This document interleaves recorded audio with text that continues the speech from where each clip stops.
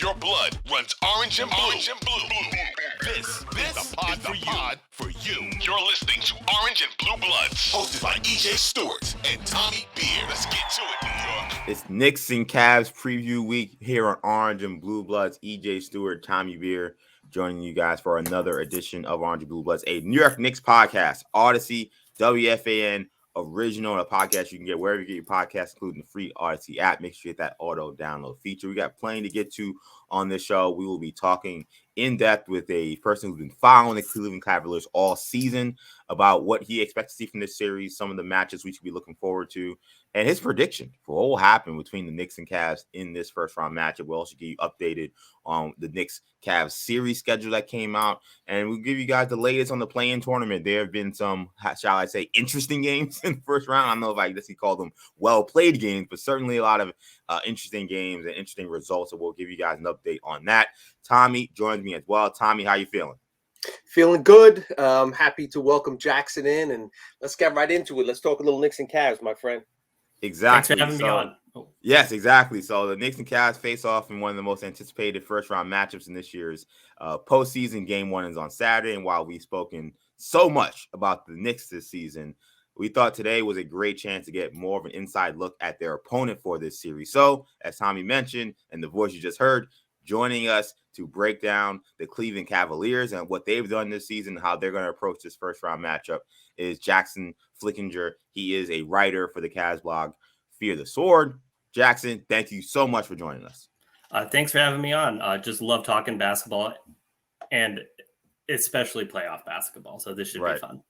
Exactly. This is my favorite time of the year. A lot of basketball fans' favorite time of the year. So with this being such a high-profile series, I think that this should be an awesome conversation. So I want to get into these Cavs. I think there are Knicks fans who have actually been kind of following the Cavs from a distance because of all the stuff that happened with Donovan Mitchell. There are even some Knicks fans that are still lamenting the fact that Donovan Mitchell isn't on the Knicks. So I think that a lot of Knicks fans maybe have more familiarity with the Cavs than they would maybe some other potential first-round matchups they have. But considering there are many who maybe haven't been following the Cavs this season, I want to start off the gate asking, how did they get to their 51 wins this season? So really the Donovan Mitchell fitting in with the big three that they kind of already had is the biggest reason why this team has been so good. It's easy to just look at Donovan Mitchell and say, hey, he's the one who's leading wins, and he's the one who's making this engine run, and that's true. But it's really the core four of Evan Mobley, Jared Allen, Darius Garland, and Donovan Mitchell that are just making this engine hum like it is. And it's really their fit together. And when the Cavs are at their best, they have all four players playing together because they all complement each other in really interesting and unique ways that when one of them isn't out there, you just kind of don't get that same good team. And the Cavs have been a really good team. They have the second best point differential this season. They have the seventh offense. They have the first defense. This is a team that has been really good all season long, and it's really because of their core four. Tommy? Yeah, you mentioned that, just briefly in our little pre-chat before we hopped on here, that the Cavs were a good matchup for the Knicks. I was just kind of thinking your thoughts why New York in particular, you feel that there are some advantages that Cleveland might be able to exploit. So I think really the Cavs on the offensive end, I think the Knicks are going to have a tough time handling Allen and Mobley inside. The teams that have given the Cavs the most problems are the teams that can both take away Allen and Mobley and also still contest shots at the rim from their guards. And what I'm really concerned about is like the Darius Garland pick and roll. We've seen a lot of instances this year where the Cavs are at their best when they can get, Allen and Mobley both attacking the rim and Garland, coming down with Mitchell spacing the floor. And the teams that really do a good job of shutting that down are teams that can kind of hide a really good Swiss Army knife defender on Isaac Okoro, who's not a good offensive player. Right. So the teams that can hide like a really good defender on him and can kind of mess that whole process up are the teams that really give the Cavs a lot of problems. And I don't know if the Knicks have that kind of guy who can, who they can hide on Isaac Okoro, who can mess everything up while also still having really good defenders on Mobley and Allen and Garland and Mitchell. So that's why that's where I see the Cavs' biggest strength in this series.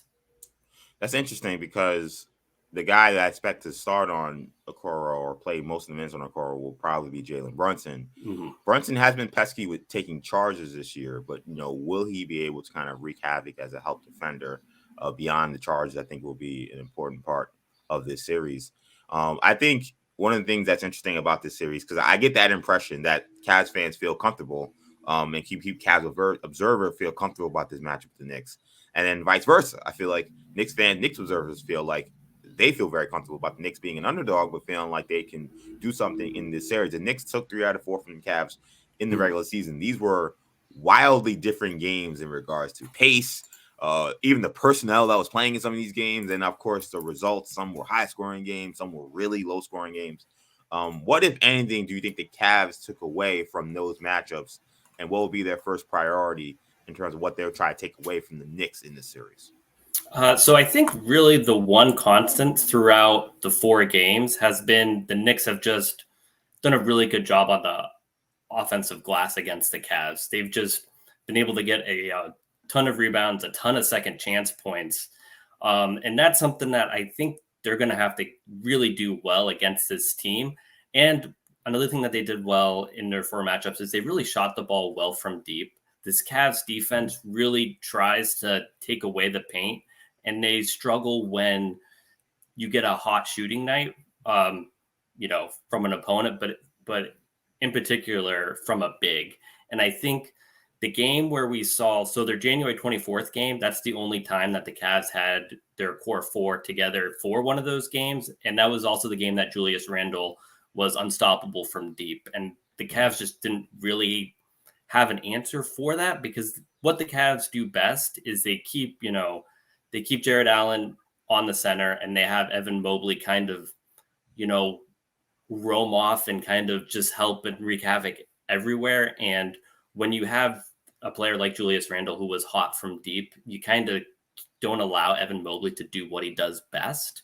So, that's why, teams that can shoot good from the outside and in particular from their bigs, those are the ones who give the Cavs problems. So that's what my big takeaway was from their games this season. Yeah, and obviously in the final game, we had the 48-point game from Brunson. You mentioned that during January 24th game, Brunson had, I believe it was just 16 points on 5 of 13 shooting, I believe. And obviously the difference being Okoro available. So 2 things. One, just a medical update on Okoro. Sounds like he's trending in the right direction. Bickerstaff has said kind of day to day. Do you think he'll be available for game 1? And if he's available, I assume you think he'll be in the starting lineup as 5th guy next to that core 4. Yeah, if he is going to play, he will be starting. They really like having Okoro out there to start games, especially against a team that has a really good offensive player like Jalen Brunson. Okoro is, he's 6'6", but he's really best when he's guarding smaller type guards. He's not somebody you put on in their matchups against the Celtics. They don't put him on like Jason Tatum, but so he's really at his best against somebody like Jalen Brunson, and you can't take away Jalen Brunson entirely. He's too good offensively, but there's a big difference between what Isaac Okoro can do and what Lamar Stevens can do. Lamar Stevens was the guy who just let Brunson just go off on him. And Lamar is kind of JB Bickerstaff's version of like, if Isaac Okoro isn't there, we're just going to put Lamar on him and just try to keep the game plan exactly the same and try to keep Karis LeVert coming off the bench. And it's really not something that I would think the Cavs would do in a playoff series, even if, for whatever reason, Isaac Okoro can't play. They're going to start LeVert, and he's probably going to be the guy on him. And LeVert, he's been a good team defender this year, but he's certainly not somebody who you would say, yeah, I feel comfortable with him on, Jalen Brunson. But I do think Isaac Okoro is going to be available. JB Bickerstaff is he tries to be sly when it comes to like injury reports and stuff. He's really tries to be like, hey, I'm hockey coach. So I think that Isaac is going to play. How effective he's going to be, that's another question, but we really won't know until we, get game one going. EJ Stewart, Tommy Beer here. Jack Flickinger joins us from Fear the Sword, a Cavs blog. We're breaking down the Cleveland Cavaliers as they head up into this matchup against the New York Knicks. And I saw you posted an article yesterday about why Darius Garland could be the X factor. You mentioned it a little bit earlier in this conversation. Why do you think he could be the difference in the Cavs winning or losing? I thought you posted some interesting stuff regarding how they attack the Knicks and pick and roll, and how Garland could be really the difference in this series. Yeah, I mean, it's just when you play the numbers game, Evan Mobley and Jared Allen, they're so good at finishing at the rim. You just want to kind of limit that, because once they get going, it's hard to get them to stop. And what Darius Garland does best is he feeds those guys, puts them in position to succeed. So what I expect the Knicks to do is kind of make sure that Darius Garland can't do that and live with some lower percentage shots. And, Darius Garland has had a very good season, but he can sometimes be a streaky offensive player. We saw that last year in the play-in, where the first game against the Nets, he was great. And then against the Hawks, he got completely outplayed by Trae Young. So it's going to be his first playoff series. There's going to be a lot of pressure on him. I think that he's the guy that the Knicks are going to say, hey, like, if Darius Garland beats us, that's one thing, but we can't let Mobley and Allen just get a free run at the rim.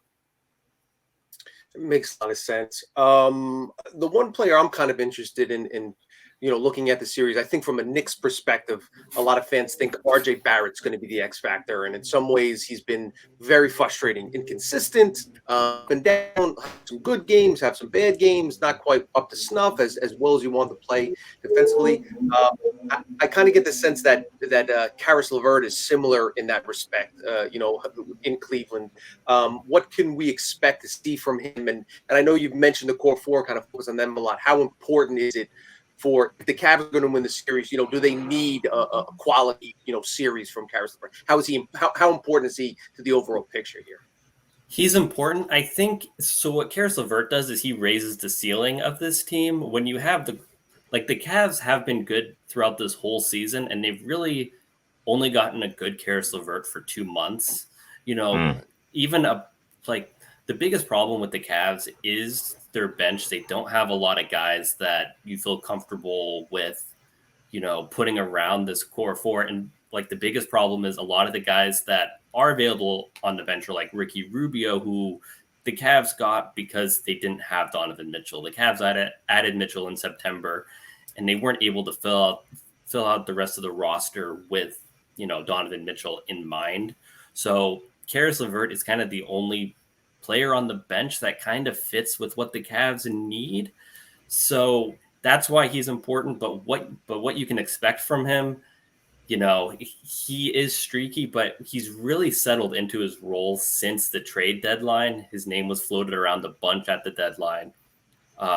They weren't able to get a deal done, but he's kind of settled into being more of a 3-point shooter instead of settling for those mid-range shots, which he has been absolutely awful at. So if you're the Knicks, what you want him to do is he like Garland is good at getting the bigs involved, and he's a good pick and roll player, but he really struggles when teams just completely sit back and force him to take that mid-range shot, because he just doesn't hit that mid-range shot at all. He's shooting 33% on mid-range shots, which is lower than what he shoots from three. So, he's kind of a frustrating player, but he's kind of a guy that they need, because he's really the only guy on the bench that kind of fits into anything that they want to do. Yeah, and I want to stay on the bench, because that was something that I've been noting all week as we look at this matchup.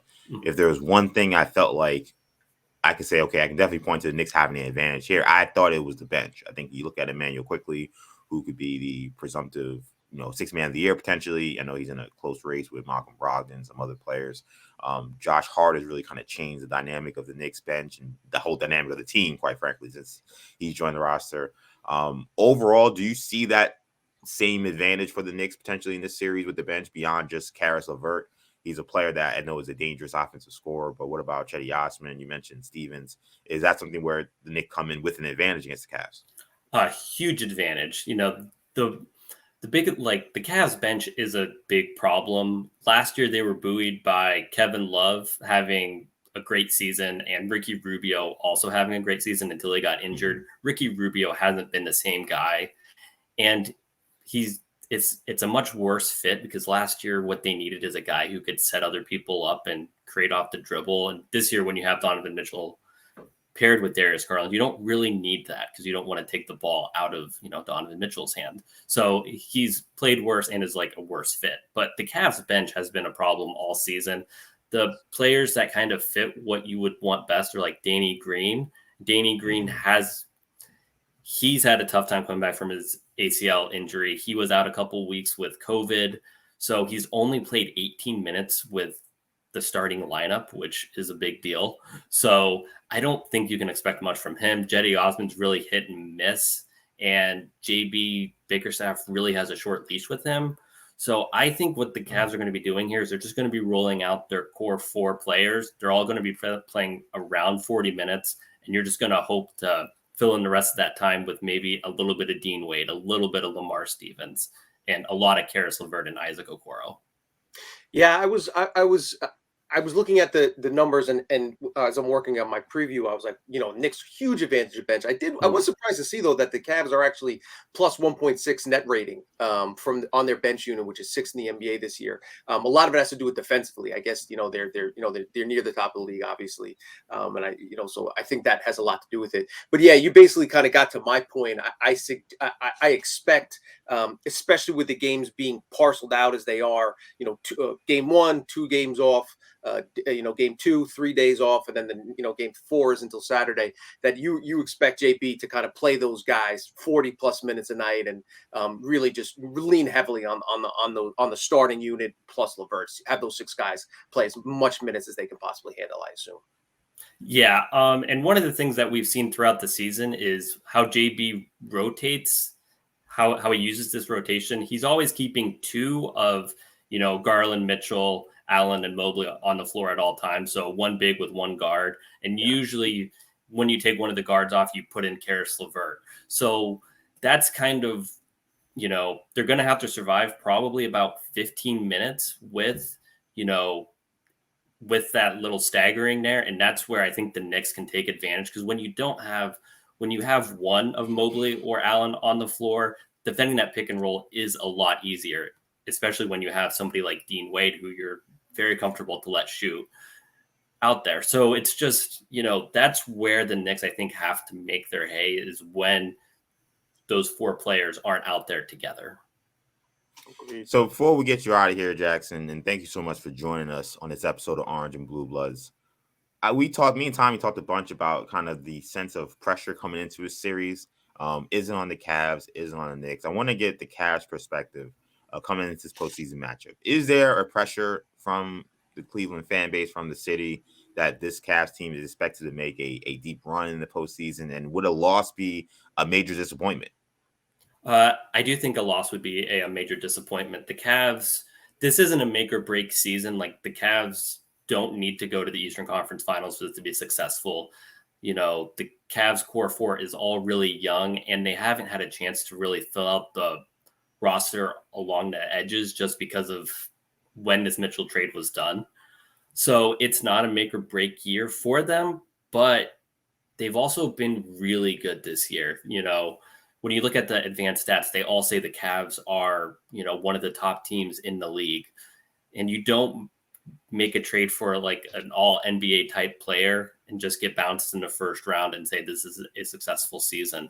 So There is a lot of pressure on the Cavs if that happens. I don't think you would see any changes going into next season, but this, a loss here would make next season really difficult. If the Cavs got off to a bad start, JB Bickerstaff could be gone, changes would be made. So there is pressure on the Cavs. I don't know if they, I don't know if the team feels that type of pressure, like the players, because a lot of them, this is their first time. Well, this is the first time this group has gone to the playoffs together. So I don't know if they're feeling that pressure, but I think if this series, went poorly, there would be a lot of pressure going into next season. And that's when you'd see some changes. Who wins how many games? So I've been saying Cavs in 5. I just think the Cavs are a Wow. much better team. Interesting. I think the Knicks just are going to have a tough time, stopping what the Cavs do best. So, that's what I think. Jackson Flickinger, you can catch his work at Fear the Sword. Really good stuff. Jackson, thank you so much for doing this. Hopefully we get to do this again at some point down the road. Yeah, Thanks, thank Jack. you for having me on.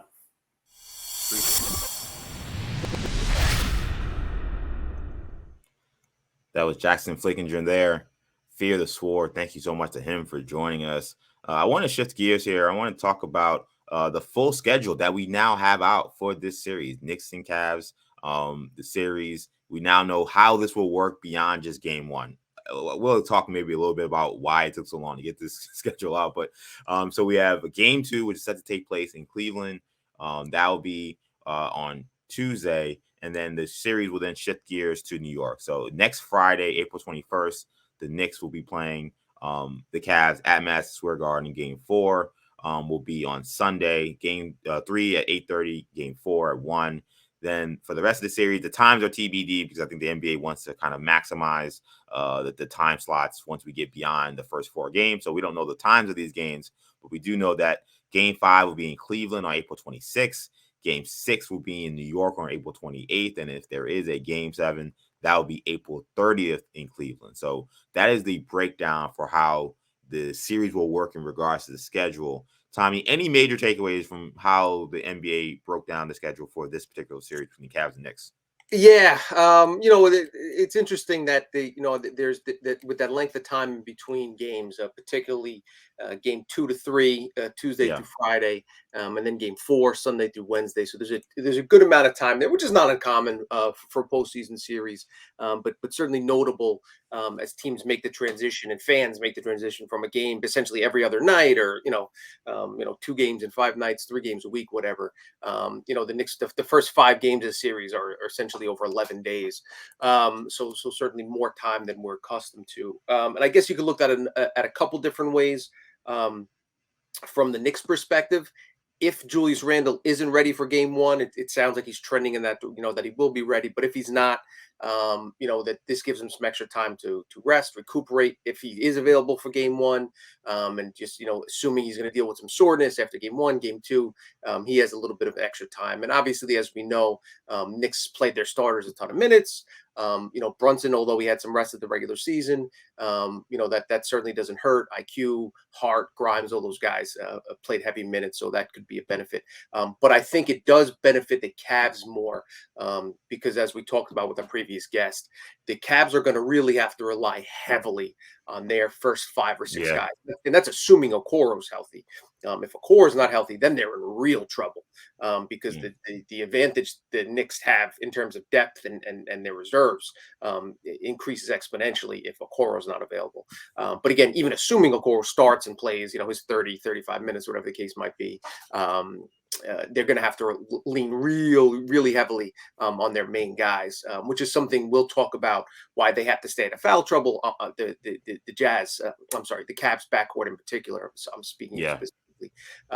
So I think there's 2 different kind of ways to look at it. But I think in terms of the schedule and the spacing, I think it probably benefits Cleveland more than the Knicks. Yeah, I do think that the long layoff that the Knicks will have, 2 days from games 1 and 2, 2 days, Tuesday to Friday for games 2 to 3. I think that should benefit them. When you talk about Randall having the injury that he had and the inability to stay healthy, I do wonder if having to play on Saturday as opposed to Sunday makes them decide maybe we'll hold Randall since we have up until Tuesday to get him ready. That could be a decision that they have to make. But yeah, the Cavs being the team that will probably play the shortest rotation, which is ironic considering you're talking about a Knicks team coached by Tom Thibodeau. But I think the Cavs very well could go to 8 men, maybe even a majority 7 guys, really, with the core 4 and most of that starting line kind of playing the 40, 42, 43 minutes in these games. It's pretty nice that they were able to get these days. That they'll have so many games, which the first 4 games they'll have 2 to 3 days in between. So, what was the deal with why we couldn't get this schedule earlier? I mean, I know it sounds a little selfish, but like, look, I'm looking at the ticket prices; they're scaring me to death. But I'm considering trying to get to one of these games. You know, I don't know what the situation is going to be in terms of whether they're playing on next week with the Knicks. So, is there any word from the NBA as to why it took so long? I know that maybe they wanted to get more clarity in terms of what the play-in tournament was going to be, but it felt like, regardless of what happened with the play-in tournament, the teams that had already qualified had their matchup set. We should have had the schedule out regarding what it was going to be, because I didn't know until literally yesterday whether or not I could actually find a way to get to one of these games next week. Yeah, I agree. I haven't seen anything. I do know that there have been some rumblings in and around the league that particularly the top seeded teams, the number one seed in both the East and the West, are a little bit of a disadvantage because they're not know who they're playing up until 2 games before the game actually tips off. Whereas obviously the Knicks and the Cavs have known about they're going to be facing each other for, even before the regular season started, like 14 days ago.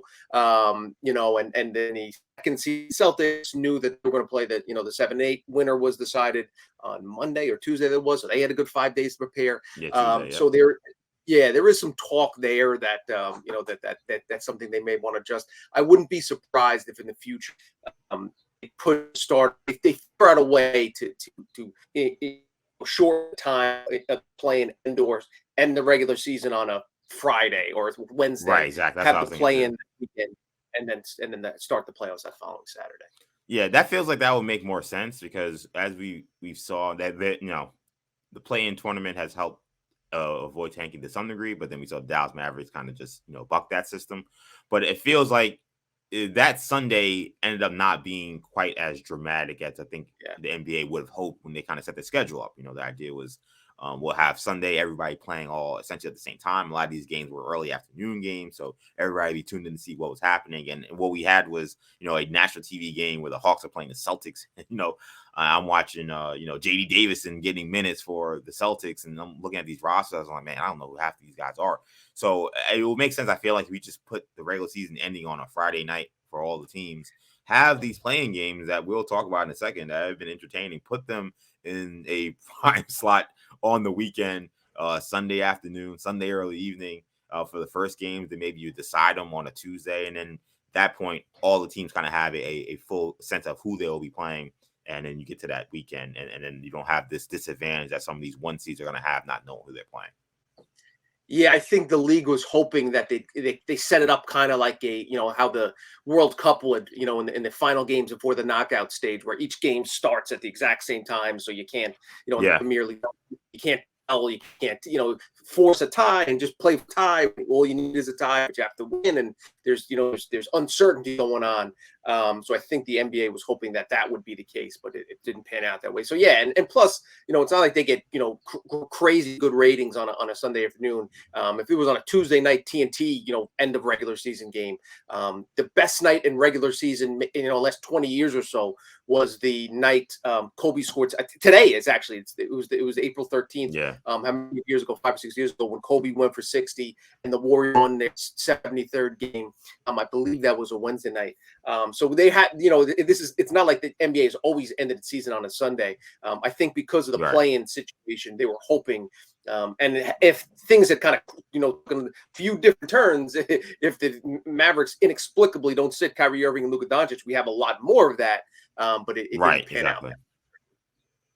Yeah, Knicks and Cavs, game 1 set for Saturday. You have game 2 set for Tuesday.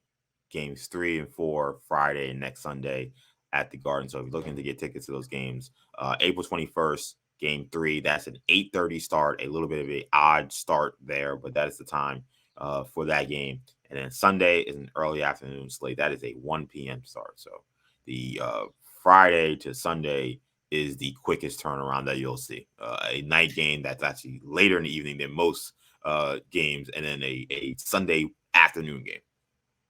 The Knicks get one of the first 2 in Cleveland. That Friday night Garden crowd will be so loud. I mean, it will be as loud as you heard any sports arena in a long time.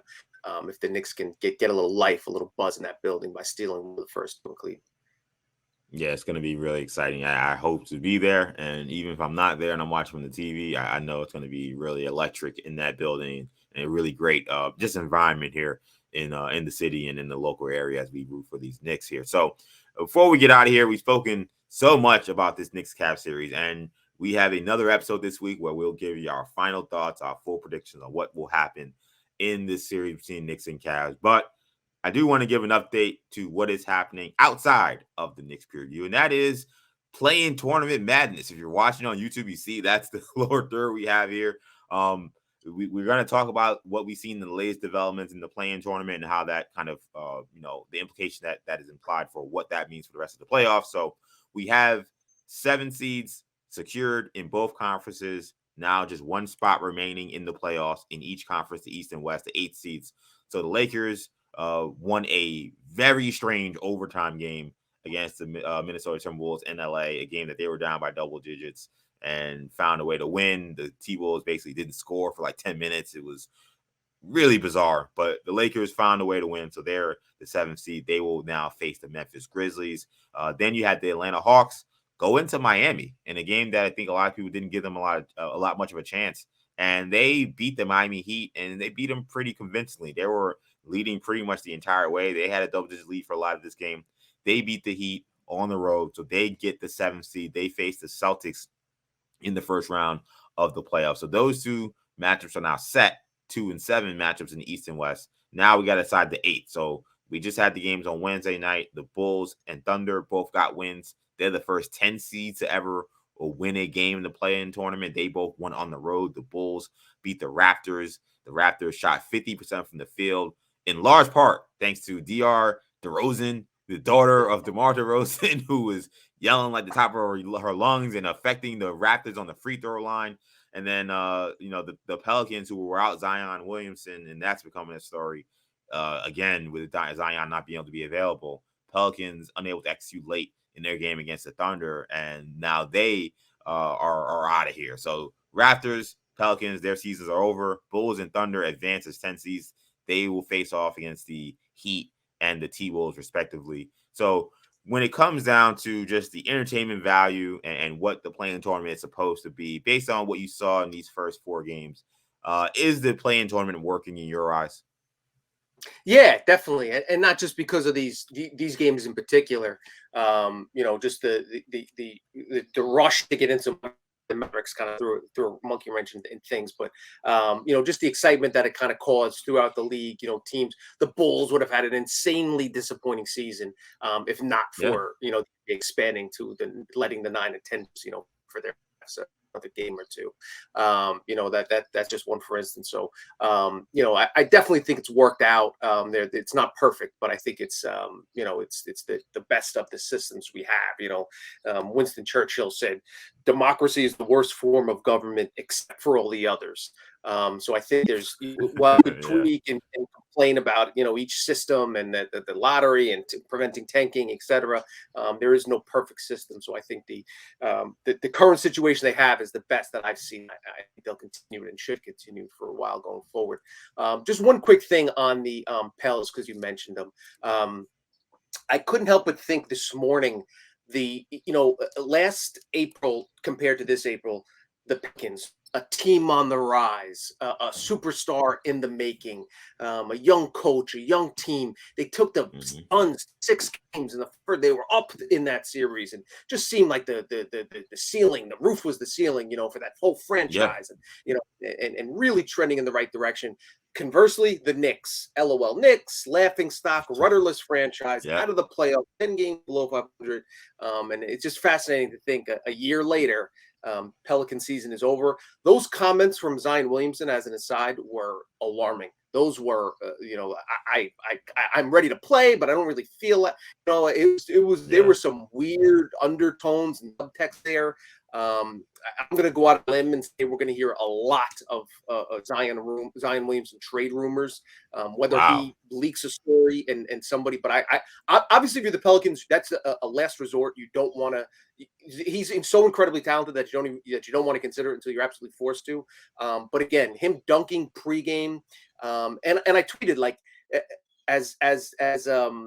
Riley said to Charles Smith, if you can give me 5 minutes, then why aren't you playing tonight? There's some definitely cause for concern there if you're a Pelicans and New Orleans fan. So yeah, but otherwise, as it relates to the other playing game, we still got some fun matchups coming Friday. We'll see how it all plays out. Nothing crazy, but I did find it interesting that a few of the relatively heavy underdogs, Hawks, OKC. Both those teams were 5-point underdogs and came through and got victory. So, it'll be interesting to see how that plays out in the final games for the 8 seeds. Yeah, I will say the Zion situation continues to be kind of in a Rubik's Cube of a mess for the New Orleans Pelicans. I mean, it felt like after they had their whole celebration, he signs the extension, they do the Boys and Girls Club appearance, and he says all is good, I'm ready to buy in, and I have a new focus this season. I've been listening to Biggie Smalls, and he came in this year and they started off really well. I mean, I had the Pelicans going to the NBA Finals to start the season, and yeah, it was a little limp, but it wasn't the craziest thing considering where they ended last season and having Zion Williamson apparently bought in and ready to play, and to go from that to then now he says that he can't play, but he can, but it's about being right and being 100% ready to go. And then he's dunking in pregame. I don't know how we got back to this. Like, this was literally the things we were talking about last year, where he was dunking in pre-games of playoff games or her games down the stretch, and people were saying, if you can go and do windmills in the pregame, why aren't you playing? It kind of felt like we thought Zion kind of learned his lesson from that maybe that was poor optics. And here we are a year later, and we're back at square one, where he's not available again for the biggest games of the season. And he's dunking in pregame and saying, well, I could probably be out there if I really needed to, but I don't feel 100% comfortable. I don't know. It's something is definitely off there. Pels call you, offer Zion Williamson and other stuff for Julius Randle and stuff. What did the Knicks say? I think the Knicks would say yes. Now, should they?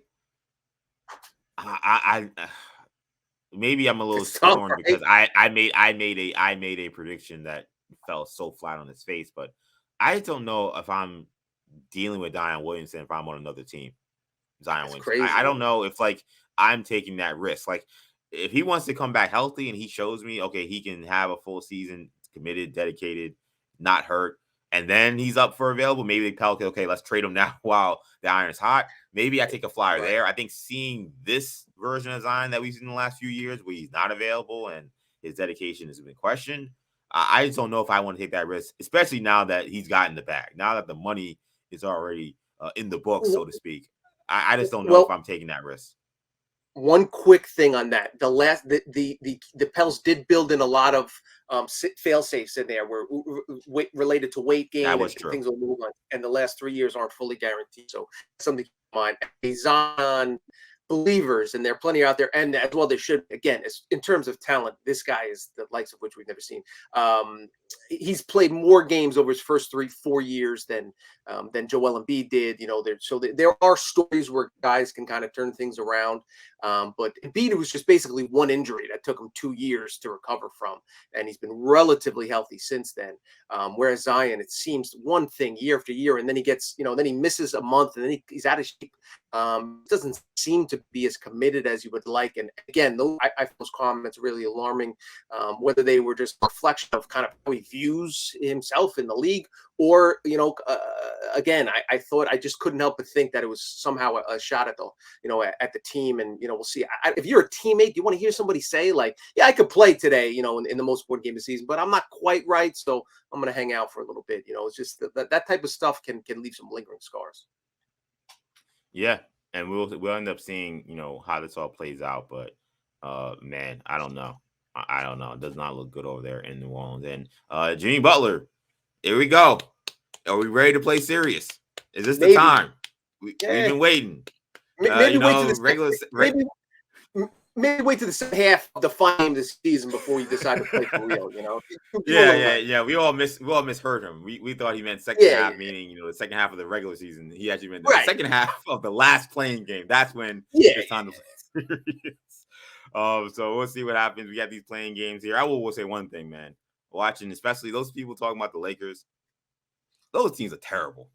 Like this has been entertaining. This has been fun. I have no problem having these games. I don't know why I enjoyed these games, but I enjoyed that people were enjoying these games and they were all talking about basketball on a week where normally we'd just be waiting for the playoffs to start. But right. I mean, there are people saying the Lakers team is a potential championship contender. I mean, are we? I mean, is it crack? Is it crack? Did you see So what I you saw? So you don't listen. You got healthy LeBron, AD. I don't think they're a championship contender either. But LeBron has done crazy things. You think that? So you think Memphis is going to beat them easily, or do you I think they think can they make it get around and then get washed. beat I think they up? get Wow. washed in the first round. I think they get washed. I think that the Grizzlies are so athletic. They get up and down the court. The Laker offense has been hit or miss really even all season before the trade, but they've been better since the trade. But the way Definitely. Memphis can defend, switch, I think that they're going to be in a world of trouble. Like they couldn't stop turning the ball over against the Minnesota Timberwolves, and they're going to face the Memphis Grizzlies now coming up. I think that they're in trouble, and I they have a no. extended. Speaking of kind of stays and breaks between games, they have that extended stretch in Memphis, which is going to be like a 3-day stay in Memphis. I, I don't like them in those first two games. Maybe when it gets to LA, things change, but I think that this is going to be a quick series for the Grizzlies. LeBron can film Space Jam 3 in between those games 1 and 2. I mean, yeah, I saw John Hollander was like, every team gets this dreaded thing. We don't know who it's going to be, and this year we now know it is the Lakers. I will say though that no Brandon Clark and Steven Adams for Memphis down low I think makes a difference. If AD can get Jaren Jackson Jr. in foul trouble, as we know as JJJ is prone to do, I give the Lakers a fighting chance. Part of it is just because I want to see LeBron do cool things at age 38. Yeah, I agree they're an underdog. I with you. I am surprised that I think that Vegas actually has them even money or the Lakers just a slight underdog. So Yeah, that's crazy to me. it'll be very interesting because all year basically since they signed AD was or at least the start of this season, last season, just get a healthy Anthony Davis and a healthy LeBron in the postseason, and because of the postseason trade, that that they have some quality pieces surrounding them now, the Vanderbilts, Beasleys, etc. I give them a little more than a fighting chance. I think they do have a shot to knock off the Grizz. Boy, has this been a fun conversation today. I want to thank you all for checking out this edition of Orange and Blue Bloods, a New York Knicks podcast, WFN Audacy Original. Tommy, let people know where they can find you. At Tommy Beer on Twitter. Catch me, EJ_Stewart on Twitter, Action EJ on Instagram. Of course, this is Orange and Blue Bloods. Make sure you catch this podcast wherever you get your podcasts, including the free Audacy app. Make sure you get the auto download feature on your streaming service to get these episodes every time we drop. We got one more dropping this week, a full preview, a prediction, and spoiler, perhaps, maybe if we get it right, episode of what will happen in this series between Knicks and Cavs. So make sure you guys keep your eyes and ears peeled for that. Again, catch us on all your streaming services. Make sure you also catch us on YouTube. You can catch us on the WFAN channel as well as the Audacy Sports channel. That's going to do it for now. Thank you guys so much for checking us out. For Tommy, I'm EJ. Take it easy, guys. Peace.